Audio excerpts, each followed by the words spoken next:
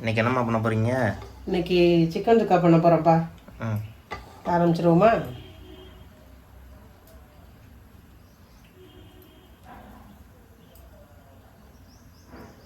Chicken சுக்கான்னு சொல்லலாம், எண்ணெய் சுக்கான்னு சொல்லலாம், எண்ணெய் கறின்னு சொல்லலாம். எண்ணெய் காயட்டும். எண்ணெய் காயவும் கொஞ்சோண்டு ஸ்பைசி மசாலா போட்டுக்கலாம்.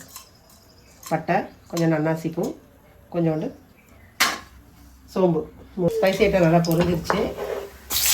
வெங்காயம் போட்டுக்கலாம். சிக்கன் தக்கனா தேவையான அளவுக்கு வெங்காயம் போடுங்க.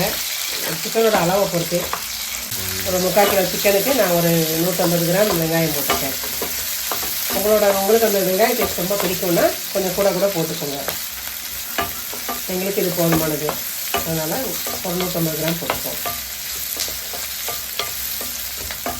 வெங்காயம் 3/4 வதங்கிடுச்சு.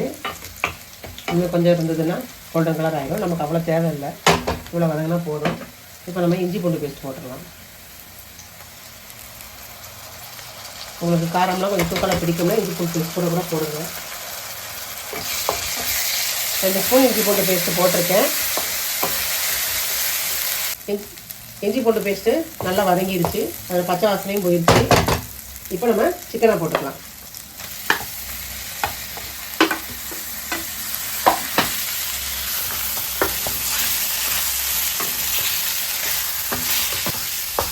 சிக்கனும் நல்லா வதங்கட்டும். சிக்கன் கலர் மாறி வர வரைக்கும் அதுக்கு நல்லா வதக்கணும். வதங்கட்டும். கொஞ்சம் நேரம் மூடி வைப்போம். மூடி வச்சு அடுப்பை கொஞ்சம் சிம்மில் வைங்க. இப்போ திறந்து பார்க்கலாமா? பாருங்கள், சிக்கன் வந்து எவ்வளோ தண்ணி விட்டுருக்குன்னு. நம்ம தண்ணி ஊற்றவே இல்லை, அதிலே அவ்வளோ தண்ணி செக்ரேட் ஆகிருக்கு. கொஞ்சம் ஃபுல் ஃப்ளேம் வச்சு சிக்கனை வதக்கிக்கோங்க. அது தண்ணி நல்லா வற்றி வரட்டும்.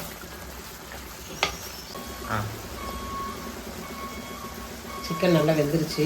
இப்போ நம்ம 1.5 ஸ்பூனு காரப்பொடி போடுறோம். எங்கள் வீட்டில் காரம் கொஞ்சம் தூக்கலாக சேர்த்துப்போம், அதனால் 1.5 ஸ்பூன் போடுறேன்.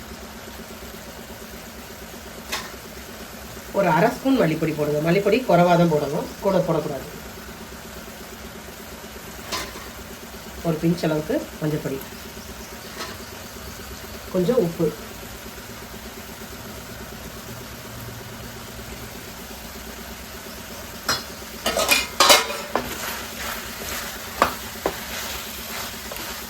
இதை நல்லா கிண்டி விடுங்க, பரட்டி விடுங்க. மசால் பொடி எல்லா பக்கமும் கோட்டிங் ஆகட்டும்.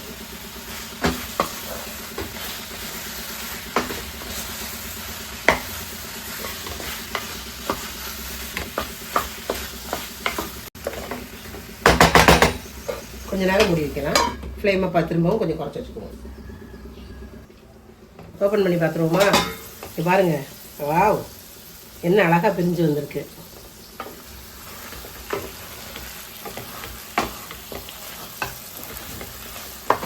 சூப்பர்.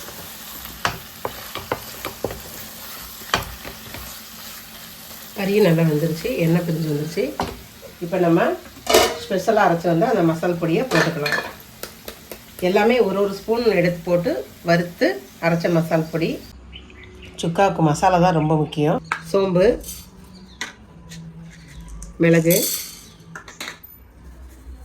கசகசா, சீரகம், இதில் அன்னாசிப்பூ, பட்டை, கல்பாசி, கிராம்பு, ஏலக்காய். இது எல்லாமே சுக்காவுக்கு ரொம்ப முக்கியம். இதை ஃபஸ்ட்டு நம்ம ப்ரிப்பேர் பண்ணி வச்சுக்குவோம். இதை இப்போ ஆற வச்சுக்குவோம். நல்லா ஆறிடுச்சு. இதை மிக்சிக்கு ட்ரான்ஸ்ஃபர் பண்ணிக்குவோம். பண்ணிவிட்டு இதை பவுட்ரு பண்ணிட்டு வந்துடுவோம்.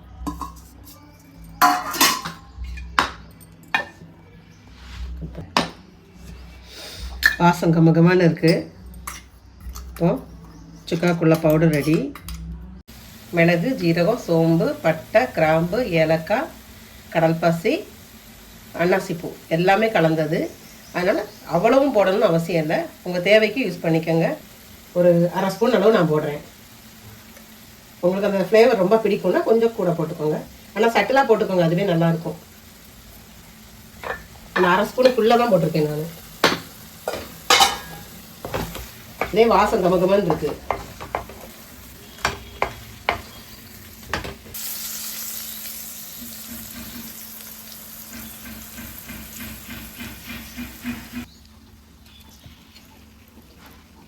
போடுங்க.